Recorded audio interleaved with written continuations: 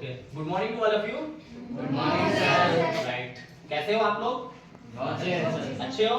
Yes sir. Okay, तो आज हम कुछ पढ़ने वाले हैं, ठीक है। और आज का जो हमारा टॉपिक है वो है आपका मैटर इन आवर सराउंडिंग, ठीक है। आपको पता है क्या होता है मैटर इन आवर सराउंडिंग? ठीक है, हमें ये जो चैप्टर है इसको पढ़ने से पहले कुछ बेसिक हमारे जो एक लर्निंग आउटकम्स होता है ना, कि हमको इसको पढ़ने के बाद क्या सीखना हमें पड़ेगा या फिर क्या सीखना हमें यहाँ से सीखने को मिलने वाला है, ठीक है। तो जैसे कुछ लर्निंग आउटकम्स है, लाइक आपका इस चैप्टर को पढ़ने के बाद जो है आप बहुत ही आसानी से ये जान पाओगे कि हमारे आसपास की जो चीजें होती हैं, ठीक है, हम किन चीजों से आपका जो है तो घिरे हुए होते हैं, हमारी लाइफ में उनका कितना इंपॉर्टेंस है, क्यों हम उनका यूज करते हैं, ठीक है। इसके साथ साथ अगर आप इस चैप्टर को पढ़ लेते हो तो आपको बहुत सारी चीजों के बारे में जानकारी मिलेगी, जैसे कि मैटर क्या होता है, इंपॉर्टेंस ऑफ मैटर, जो आपके मैटर्स होते हैं, जो हमारे आसपास जो भी चीजें आपको देखने को मिलता है, ये सारे मैटर, इनका इंपॉर्टेंस, इसके बारे में आप जान पाओगे कि हमारे लिए कितना ज्यादा ये जरूरी है। इसके अलावा इनकी कुछ प्रॉपर्टीज है ना, कुछ कैरेक्टरिस्टिक्स के बारे में पढ़ पाओगे, जान पाओगे कि भाई हमारे आसपास में अगर कोई मैटर है तो इसकी क्या प्रॉपर्टीज है, क्या इंपॉर्टेंस है। इसके अलावा इसके यूज, एप्लीकेशन, क्योंकि हम चारों साइड से बहुत सारी चीजों से घिरे हुए होते हैं जिनका हम डेली लाइफ में भर भर के यूज करते हैं, है ना, तो इन सभी चीजों के बारे में हम जान पाएंगे। इसके अलावा इस चैप्टर को पढ़ने के बाद जो है आपके जो माइंड होगा उसमें बहुत सारे क्वेश्चंस आएंगे, ठीक है, कुछ साइंटिफिक टेम्परामेंट डेवलपमेंट होगा आपका, ठीक है, कुछ सोच पाओगे आप, है ना, आपके दिमाग में कुछ सोचने की एबिलिटी बिल्डअप होगी। इसके अलावा आपका जो है तो इस चैप्टर को पढ़ने के बाद जो है तो आपके अंदर कुछ नॉलेज आएगा, ठीक है, कुछ सीख पाओगे। सीखने के बाद आप अगर मान लो जहां रहते हो, ठीक है, उन चीजों के बारे में जानोगे, साथ ही साथ अपने घर में अपने फ्रेंड्स, फैमिली, सभी लोगों को एक प्रॉपर नॉलेज या फिर इंफॉर्मेशन आप दे पाओगे इस चीज के बारे में, ठीक है। तो अभी मैं आपको कुछ चीजें शो यहाँ पे कर रहा हूँ, है ना, जिसको आप ऑलरेडी अपने लाइफ में देखे होंगे, ठीक है। ये जो पहला पिक्चर है आप इसको देख पा रहे हैं क्या यहाँ पे? क्या चीज है ये? स्टोन। नेक्स्ट वाला जो आपके यहाँ पे पिक्चर है, जो स्लाइड है, इसमें क्या चीज दिख रहा है आपको? सॉल्ट, है ना। आई थिंक आप सभी इन चीजों को अपने जो आपकी डेली लाइफ होती है ना उसमें आपने देखा है, यस आर नो?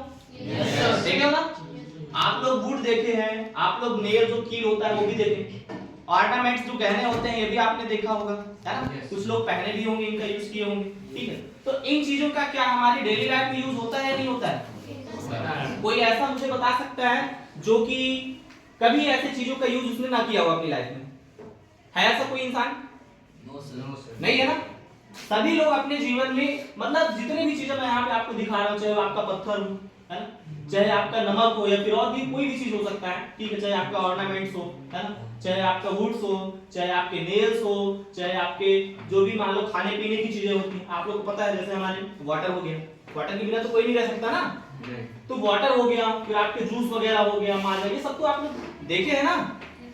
इसके अलावा जो रोड वगैरह में, जैसे आप जो आपका जो डॉमर वगैरह होता है ना, रोड को बनाने के लिए यूज किया जाता है, तो वो भी आपका होता है। इसके अलावा आप लोग आर्ट वगैरह के लिए कलर यूज करते हैं, कलर पेंट, ये सब कुछ।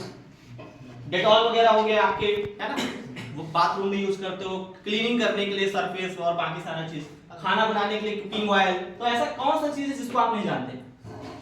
सब चीज जानते हैं। ये वाला, ये आपका रोड जो बनता है ब्लैक कलर का होता है, बिटुमिन बोलते हैं, है ना, जिसको डामर बोलते हैं, तो ये भी तो आपका होता है। इसके बारे में आप नहीं जानते? रोड में चलते हो, गाड़ी चलाते हो, साइकिल चलाते हो, पैदल चलते हो, तो ये भी आपका क्या है, मतलब इसके बारे में आपको पता है ना, तो कहीं ना कहीं ये भी कुछ तो मैटर है ना, ये भी तो जगह घेरता है, इसका भी कुछ इंपॉर्टेंस। अगर मान लो हमारे रोड खराब होंगे तो हम अच्छे से चल नहीं पाएंगे, हमको आने जाने में दिक्कत होगी, यस आर नो? तो ये सब कुछ आप बहुत अच्छे से जानते हो, यानी हम इन सभी चीजों का अपनी लाइफ में भर भर के यूज करते हैं, बहुत अच्छे से यूज करते हैं, यस आर नो? करते हैं ना? चलो ठीक है। और भी यहाँ पे कुछ चीजें, जैसे आप देखो यहाँ पे कुछ क्लाउड्स आपको देखने को मिला, ये चीज आपने देखा होगा। बहुत अच्छा लगता है जब भी ऐसा मौसम बनता है, बारिश होने वाली होती है, बादल आ जाते हैं, है ना, लोगों को अट्रैक्ट करता है, लोग घर से निकल के बाहर आ जाते हैं, अरे तो वैसा मौसम होता है। फिर आप ये भी देखे होगी सीएनजी वाला, अच्छा ये वाला गैस कुछ देखे ऐसा, गाड़ी जो जिसमें सिलेंडर होता है और उसके बाद उसका यूज करते हैं गाड़ी चलाने के लिए, जैसे डीजल पेट्रोल डलाते हैं ना, वैसे एक और ये भी आपके पास फ्यूल होता है, ठीक है, इसका भी यूज किया जाता है। ये भी तो हमारे डेली लाइफ में कितना ज्यादा इंपॉर्टेंस है ना, इसका बहुत इंपॉर्टेंस, हम बहुत यूज करते हैं इसका। इससे फ्यूल जो होता है वो आपका काफी ज्यादा आपको हीट देता है, एनर्जी देता है, पोल्यूशन बहुत कम होता है, जैसे हम आग जलाते हैं धुआं निकलता है, ठीक है, तो वो चीज इसमें बहुत कम होता है, तो हमारे लिए अच्छी बात है ना ये। पोल्यूशन कम होगा तो हम बीमार बहुत कम पड़ेंगे, बीमार बहुत कम पड़ेंगे तो हम स्वस्थ रहेंगे, स्वस्थ रहेंगे तो हमारी जो भी हेल्दी लाइफ है बहुत अच्छे से होगी, क्योंकि हर इंसान क्या होना चाहता है, हेल्दी लाइफ के साथ, स्वस्थ के साथ आपका जो है तो लाइफ अच्छे से व्यतीत करना चाहता है। फिर आप लोग बलून वगैरह भी देखोगे, बलून देखे हैं ना, बलून के अंदर क्या होती है, क्या होती है, आप लोग भी फुलाए होंगे, तो ये जो एयर होता है, फिर चाहे आपके जो गैस होता है खाना बनाने के लिए जो फ्लेम यूज होता है, इसका कलर देखो कैसा दिख रहा है, ब्लू। कितने लोग हैं जो घर में खाना बनाते हैं, आप लोग बनाते हो ना, यस तो जब घर में खाना बनाते हैं तो आप गैस जलाते हो, गैस का जो ये फ्लेम होता है कुछ ऐसे कलर का दिखता है। फिर आप ये स्प्रे, आप लोग जब कहीं जाते हो शादी वादी किसी के पार्टी में या फिर कहीं, आप परफ्यूम मार लेते हो मस्त बॉडी में अच्छा स्प्रे करके, ताकि लोग बोले अच्छा वाह कितना अच्छा स्मेल आ रहा है। कुछ लोग को शायद पसंद भी नहीं होगा, है ना, कुछ लोग को हेडेक होने लगता है, प्रॉब्लम होता है, कुछ एलर्जी होती है। तो अल्टीमेटली मुझे लगता है ये जितना भी यहाँ पे जो स्लाइड्स में डायग्राम्स है आप सबके बारे में अच्छा जानते हैं, ठीक है। ये जो भी चीजें हैं इनको बोला जाता है मैटर्स, क्या बोलते हैं, मैटर। और इन मैटर से हम देखो यहाँ पे बच्चा ना सारी चीजों से एकदम घिरा हुआ है। आप इस क्लासरूम को देखो, इस क्लासरूम को देखो, चारों साइड से अपनी नजर को घुमाओ और आप देख पाओगे कि हमारे चारों साइड सब मतलब बहुत सारी चीजें हैं। आप देख रहे हैं उधर साइड में डिजिटल बोर्ड है, फैन है, लाइट है, वॉल है, विंडो है, कर्टन है, आपका डेस्क है, ठीक है, इंसान है, ठीक है, बॉटल्स है, पानी, मतलब बहुत सारी चीजें। और ऐसा कोई चीज आपको यहाँ पे लग रहा है जो आपकी यूजलेस वाली हो, नहीं है ना, सब कुछ कैसा है, यूजफुल है, यूजफुल है ना भाई। आप अगर शूज पहने हो तो क्या शूज आपके लिए यूजफुल नहीं है ना, क्या आप कपड़े पहने हो तो क्या वो कपड़े आपके लिए यूजफुल नहीं है। तो ऐसा कौन सा चीज आपको यहाँ पे यूजलेस लग रहा है, सब कुछ आपके लिए यहाँ पे क्या है, यूजफुल। अब यहाँ पे क्वेश्चन आता है कि भाई ये जो मैटर है जिससे हम घिरे हुए हैं ये बने किससे होते हैं, सबसे बड़ी क्वेश्चन तो यही आता है, आखिर ये मैटर होते क्या है, किन से बने हुए होते हैं, ठीक है। तो आज हम इसी के बारे में पढ़ेंगे, ठीक है ना, आज हम इसी के बारे में पढ़ेंगे। सबसे पहला चीज है कि जो मैटर होते हैं ये बने किससे होते हैं, how these substance exist in different state. आप अभी बहुत सारे एग्जांपल देखे जिसमें कुछ वाटर था, कुछ गैसेस थी, कुछ सॉलिड वाले स्टोन वुडन ऐसे थे, यानी आपके ये जो मैटर थे अलग अलग स्टेट्स में थे, कोई सॉलिड स्टेट में, कोई गैस में, कोई लिक्विड में, तो अलग अलग स्टेट में कैसे एग्जिस्ट करते हैं, ऐसा क्या होगा इनके बीच में जिसकी वजह से ये अलग अलग स्टेट में एग्जिस्ट करते हैं, है ना। किसी के दिमाग में ऐसा क्वेश्चन आया, क्यों आपके दिमाग में आया, ऐसा क्या फोर्स है, ऐसा क्या कारण है कि ये मैटर अलग अलग फॉर्म में एग्जिस्ट करते हैं, आपने सोचा ऐसा, यस और नो, सोचा ना, बता सकता है कोई मुझे यहाँ पे कि क्यों ऐसे ये जो आपके मैटर होते हैं अलग अलग फॉर्म में एग्जिस्ट करते हैं, कौन बता सकता है, आप बता सकते हैं,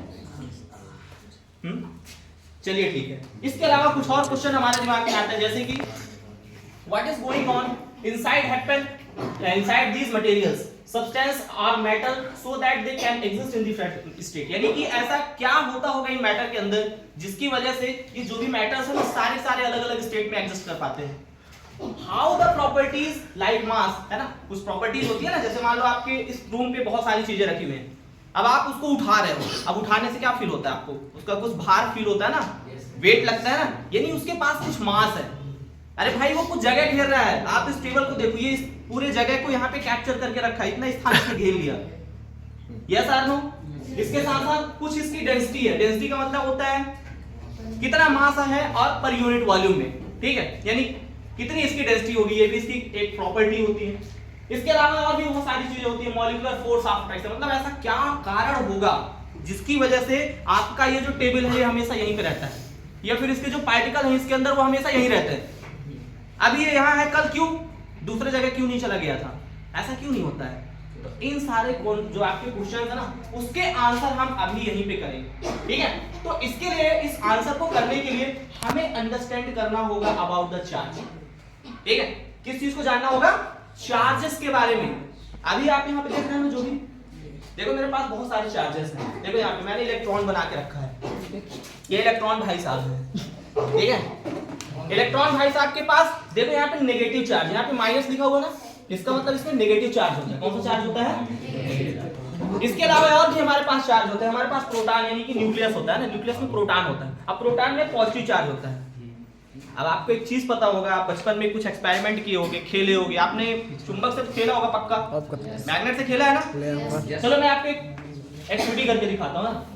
आप यहाँ पे पहले डायग्राम देखो, ठीक है, और मैंने एक एक्टिविटी किया हुआ है, इसको देखिए वीडियो।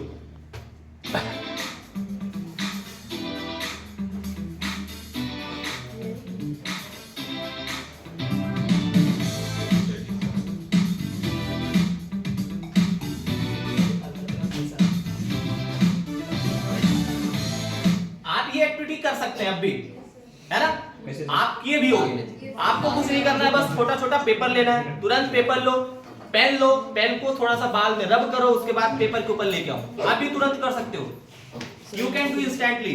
करके देखो, करके देखो। पेपर के कुछ पीसेस को छोटे छोटे, पेन लो, पेन को थोड़ा सा हेयर में ऐसे रब करो, है ना, और पेपर के छोटे छोटे पीस है ना, उसके ऊपर ऐसे ला के रखना है।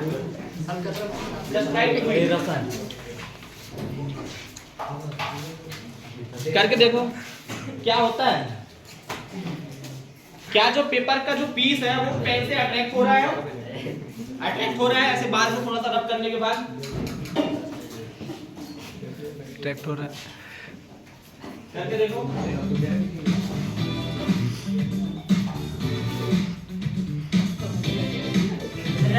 आपका जो पेन है वो उस पेपर को क्या ऊपर की ओर अट्रैक्ट कर पा रहा है, लाइक दिस कर पा रहा है। एक वीडियो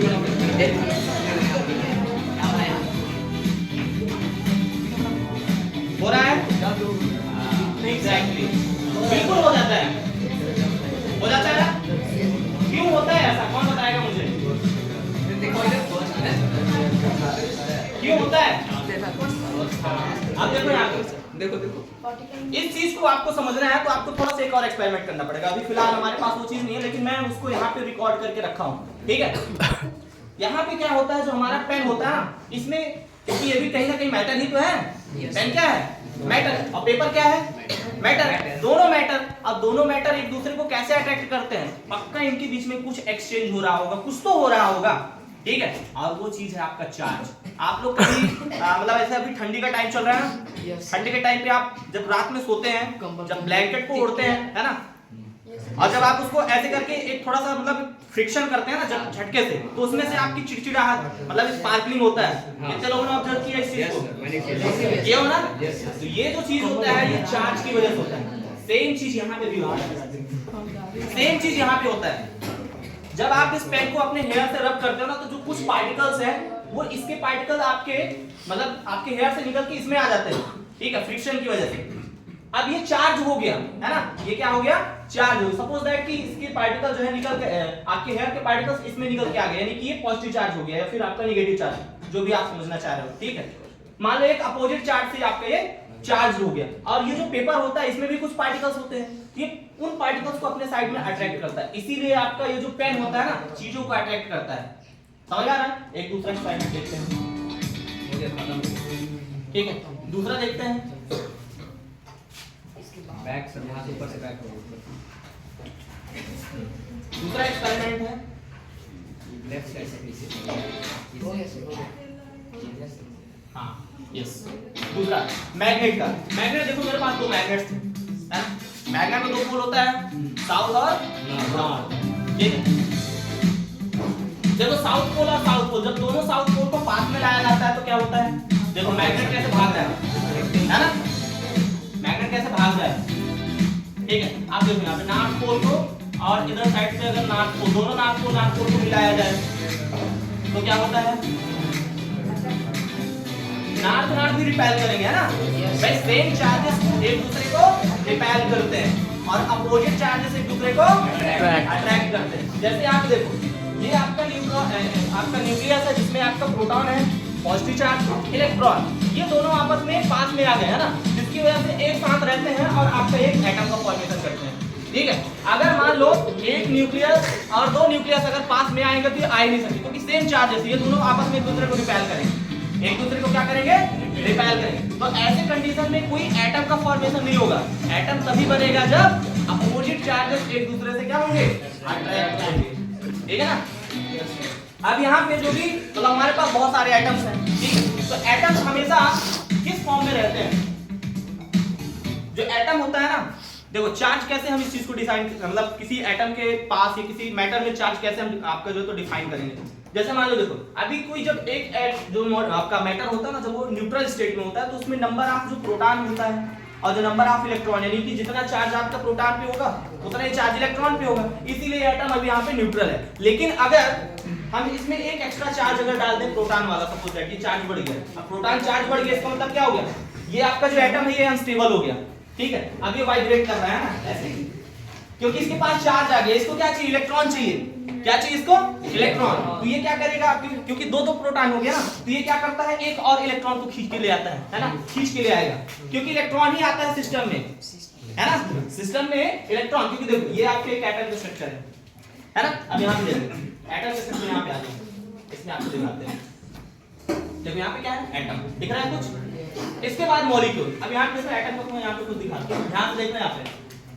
ये होता है बीच में आपका न्यूक्लियस, बीच में क्या होता है, न्यूक्लियस। इस न्यूक्लियस में होता है न्यूट्रॉन और प्रोटॉन, क्या होता है, है ना। यानी देखो ये अगर एटम है तो एटम के बीच में क्या होगा, न्यूक्लियस, और इधर इलेक्ट्रॉन को साइड में लगा देते हैं। चलो मैं एक साइड इलेक्ट्रॉन इधर लगा दूं ऐसे, ये आपका क्या हो गया, इलेक्ट्रॉन। इलेक्ट्रॉन दोनों साइड में है और बीच में आपके न्यूक्लियस। तो आपके बीच में क्या होता है, न्यूक्लियस होता है, साइड में क्या होते हैं, इलेक्ट्रॉन। इलेक्ट्रॉन में कौन सा चार्ज होता है, नेगेटिव चार्ज, और न्यूक्लियस में प्रोटॉन। तो प्रोटॉन में कौन सा चार्ज, पॉजिटिव। अब जितना प्रोटॉन में आपका जो पॉजिटिव चार्ज होगा उतना ही इलेक्ट्रॉन में नेगेटिव चार्ज, और दोनों आपस में जो चार्ज होते हैं एक दूसरे को क्या करते हैं, कैंसिल करते हैं, जिससे कि आपका जो एटम है वो न्यूट्रल हो जाए, है ना। और जब न्यूट्रल हो जाएगा तो आप किसी मैटर को जब आप टच करोगे तो आपको करंट नहीं लगता है। इसीलिए आप जब कहीं पे बैठते हो, किसी चीज को छूते हो, आपको करंट फील नहीं होता है। अदरवाइज कई चीज होता है ना, जब आप कई बार चेयर वगैरह में, कई बार ऐसा होता है कि चेयर में मान लो आपने बैठे, जूता वगैरह पहना और उसके बाद जाके आप पानी वगैरह टच करते हो ना तो आपको करंट लग जाता है।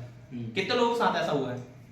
प्लास्टिक की चेयर में एक बार बैठ के देखना, शूज पहनना, पहनने के बाद जो है जाके आप चेयर वगैरह को छूना या तो फिर ऐसे खिड़की वगैरह को छूना, लोहे वाली चीज को, आपको शॉक लगेगा, समझ आ रहा है ना, शॉक लगता है। लेकिन वो तब होता है जब आपका पूरा का पूरा बॉडी एकदम, मतलब आपके जो है तो प्लास्टिक की उसमें होना चाहिए, ऐसा नहीं है कि ऐसे डायरेक्ट होगा। वो कभी कभी होता है जब आपका तो जो शूज है आपका एकदम न्यू हो, है ना, शूज कैसा होना चाहिए, न्यू होना चाहिए, या फिर आप चेयर में बैठ रहे हो आपको कोई पीछे से रब कर रहा है, उस टाइम पे हो जाता है, ठीक है। तो ये आपका एक एटम के स्ट्रक्चर होते हैं। यहाँ पे बहुत सारे जो आपके एटम होते हैं उसमें अलग अलग आपके एटम के जो स्ट्रक्चर होता है ना उसमें बहुत सारे सेल होते हैं। ये स्ट्रक्चर देखकर इसमें एटम है, ठीक है, इस एटम का ये जो आपका अलग अलग सेल है, जैसे इसमें सेल के नाम भी होते हैं के एल एम ऐसे करके, ये भी एक देख पा रहे हो कि यहाँ पे, अब देखो यहाँ पे अलग अलग सेल का मतलब होता है, वह देखो बीच में जितने भी प्रोटॉन होंगे ना वो एक ही जगह पे होंगे, एक नैरो प्लेस पे। लेकिन जो इलेक्ट्रॉन होता है उसका अलग अलग डिस्टेंस होता है, मतलब न्यूक्लियस से मान लो अभी इतनी दूरी पे है या फिर कुछ और दूरी पे चला गया,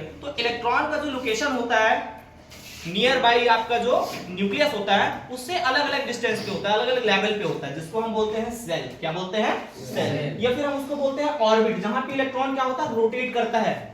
इलेक्ट्रॉन क्या करता है, ये वाला डायग्राम दिख रहा है आपको, दिख रहा है ना, इस डायग्राम को देखो बहुत अच्छे से दिख रहा है, बीच में न्यूक्लियस है, फिर ये इलेक्ट्रॉन का अलग अलग डायरेक्शन में रोटेट कर रहा है। कुछ इलेक्ट्रॉन है जो कि मान लो ऐसे ऐसे घूम रहे हैं, कुछ इलेक्ट्रॉन हो सकता है उल्टा घूम रहे होंगे ऐसे, ठीक है ना। जैसे मान लो बीच में ये दोनों न्यूक्लियस हैं, इन न्यूक्लियस के बीच में अगर मान लो कि इलेक्ट्रॉन आ रहा है, इधर आओ इधर आओ ऐसे, अगर ये इलेक्ट्रॉन है ऐसे रोटेट करो इलेक्ट्रॉन, ठीक है, एक इलेक्ट्रॉन सपोज दैट ऐसे रोटेट कर रहा है तो दूसरा इलेक्ट्रॉन ऐसे रोटेट कर सकता है इस साइड में, है ना, दूसरे। लेकिन दोनों का जो डायरेक्शन है वो अलग है और डिस्टेंस भी है फिक्स।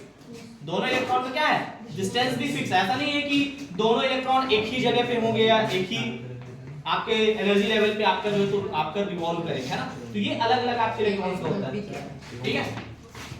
यहाँ पे जो के है ये सेल होता है ना, सेल मतलब जैसे अभी एक इलेक्ट्रॉन जो है वो क्लॉकवाइज घूम रहा था तो दूसरा सपोज दैट एंटी क्लॉकवाइज घूम रहा है ना, तो ये इसको हम सेल बोलते हैं। क्या बोलते हैं, सेल बोलते हैं। बाकी आपके यहाँ पे अलग अलग टाइप के जो आपके मैटर होते हैं ना उसके अलग अलग आपके एलिमेंट्स के क्या होते हैं, एटम होते हैं, उनका अलग अलग स्ट्रक्चर होता है। जैसे आप देखो, आप लोग वेल नोन सोडियम के बारे में जानते हो, है ना, क्लोराइड के बारे में जानते हो, तो सोडियम और क्लोराइड, ये आपका सोडियम और क्लोरीन दोनों के एटम मिलकर के सोडियम क्लोराइड बनाते हैं। आप पता है ना, जो आपको स्टार्टिंग में आपको मैंने दिखाया सॉल्ट, वो जो सॉल्ट होता है वो ऐसे उनके एटम्स होते हैं, ठीक है, सोडियम के एटम, क्लोराइड के एटम दोनों मिलकर के साथ में रहते हैं और NaCl बनाते हैं। क्या बनाते हैं? फिर यहाँ पे देखिए एक और दूसरा मॉलिक्यूल मैंने लिया CH4। अभी जो खाना बनाने के लिए यूज करते हैं ना हम लोग गैस, उसमें ब्यूटेन होता है, उसी का एक छोटा फॉर्म होता है आपका मीथेन, है ना, जिसको बायोगैस बोलते हैं। ये बायोगैस के मॉलिक्यूल का स्ट्रक्चर है ना। इसमें बीच में कार्बन का एटम, फिर 4 हाइड्रोजन के एटम कुछ इस तरीके से अरेंज होते हैं कि आपका मीथेन का फॉर्मेशन होता है। फिर यहाँ पे वाटर का मॉलिक्यूल, जो पानी हम डेली पीते हैं, उसमें हाइड्रोजन होता है, हाइड्रोजन के एटम, ऑक्सीजन के एटम, ऐसे मिलकर के वाटर का मॉलिक्यूल। तो ये पूरा का पूरा क्यों ऐसे मॉलिक्यूल बनते हैं? सिर्फ और सिर्फ इनमें जो चार्ज होता है ना, इस चार्ज की वजह से ही कोई भी आपका जो है तो मैटर एग्जिस्ट करता है, क्योंकि चार्ज एक दूसरे को क्या करते हैं? अट्रैक्ट भी करते हैं और रिपेल भी करते हैं। हमेशा ध्यान में रखना है कि जो आपके अपोजिट चार्जेस होंगे वो आपस में एक दूसरे को रिपेल करेंगे और सेम चार्जेस एक दूसरे को सेम चार्जेस एक दूसरे को अट्रैक्ट रिपेल करेंगे, अपोजिट चार्जेस एक दूसरे को अट्रैक्ट करेंगे। यही होता है, अपोजिट चार्जेस क्या करता है? एक दूसरे को अट्रैक्ट करता है और सेम चार्जेस एक दूसरे को रिपेल करता है। चाहे अगर आपका इलेक्ट्रॉन इलेक्ट्रॉन एक दूसरे को रिपेल करे या प्रोटॉन प्रोटॉन एक दूसरे को रिपेल करे। अपोजिट चार्जेस की बात करें, प्रोटॉन और इलेक्ट्रॉन, किसी भी मैटर में जो टोटल नंबर ऑफ इलेक्ट्रॉन का रेशियो होता है प्रोटॉन के साथ वो सेम होता है, क्योंकि भाई अगर चार्ज एक दूसरे को कैंसिल नहीं करेंगे तो कोई भी मैटर आपका जो है वो न्यूट्रल नहीं होता। न्यूट्रल मतलब क्या होता है? उदासीन, है ना, यानी उसमें कोई चार्ज नहीं है, वो चार्जलेस होती है। ठीक है, विद रिस्पेक्ट टू चार्ज, वो चार्ज उसमें नहीं होता है। तो उसको होने के लिए किसी भी मैटर में अमाउंट या फिर नंबर ऑफ आपका जो प्रोटॉन है should be equal to the number of electron. इसीलिए हम जो भी हमारे आसपास के जो मैटर होते हैं ना, हम उसको छूते हैं तो हमें करंट नहीं लगता। ठीक है, और वो इसीलिए आपके सॉलिड स्टेट या लिक्विड स्टेट या गैसेस स्टेट में एग्जिस्ट कर पाते हैं, क्योंकि उनके बीच में लगने वाला ये जो अट्रैक्शन फोर्स होता है या फिर रिपल्सन फोर्स होता है वो अलग अलग होता है ना। जैसे मान लो सॉलिड के केस में क्या होता है, यहाँ पे देखो कुछ मान लो अलग अलग टाइप के मॉलिक्यूल्स हैं यहाँ पे ना। मॉलिक्यूल कैसे बनता है? जब आपके दो या दो से अधिक सेम या डिफरेंट काइंड्स के आपके जो एटम्स हैं वो आपस में एक डेफिनेट या फिक्स रेशियो में कंबाइन करते हैं, तब जाकर के एक पर्टिकुलर मॉलिक्यूल का फॉर्मेशन होता है। ठीक है, यहाँ पे अलग अलग जैसे वाटर का मॉलिक्यूल हो गया, फिर इसके अलावा आपके यहाँ पे जैसे आपका ये आपका लिखा हुआ है, ये एक दूसरा मॉलिक्यूल है ना, मान लो आपका CO2 बना सकते हैं, बट CO2 नहीं है, HCl वगैरह हो गया, या फिर आपका CH3Cl4 हो गया। ऐसे करके अलग अलग टाइप के आपके मॉलिक्यूल्स है ना। कार्बन का ये फ्लोरीन हो गया। तो अलग अलग टाइप के मॉलिक्यूल्स में देखोगे कि आप जो अलग अलग यहाँ पे नंबर ऑफ एटम्स है ना वो अलग अलग रेशियो में। ऐसा नहीं है कि सारे कंपाउंड में जो अमाउंट ऑफ जो एटम्स के रेशियो है वो सेम है, सबका अलग अलग होता है, फिक्स्ड रेशियो होता है। रेशियो कैसा होता है? फिक्स्ड रेशियो होता है। ठीक है, तो ये चीजें होती हैं। फिर उसके बाद यहाँ पे देखो स्टेट, जो मैं अभी आपको बता रहा था, सॉलिड, लिक्विड एंड गैस। यहाँ पे देखो जब पार्टिकल्स में एकदम कॉम्पैक्ट पैक होते हैं, एकदम क्लोजली पैक होते हैं, तो आपका सॉलिड स्टेट आता है। जैसे जो भी चीजें आपको यहाँ पे रूम पे सॉलिड स्टेट में दिख रहा है, वो कैसे पता चलेगा कि सॉलिड है?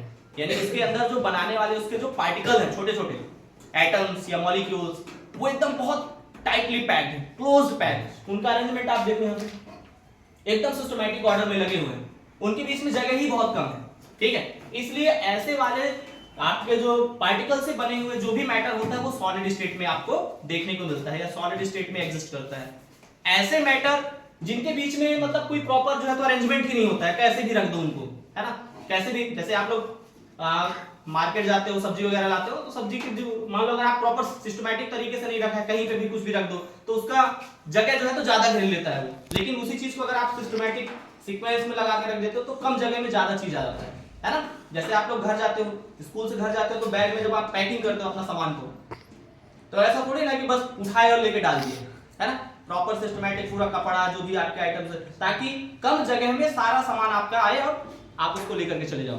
ठीक है, तो वही चीज यहाँ पे भी होता है कि अगर आपका जगह कम है और पैकिंग बहुत अच्छे से है तो आपका सॉलिड स्टेट वाले मॉलिक्यूल्स आपको मिलेंगे या मैटर मिलेगा।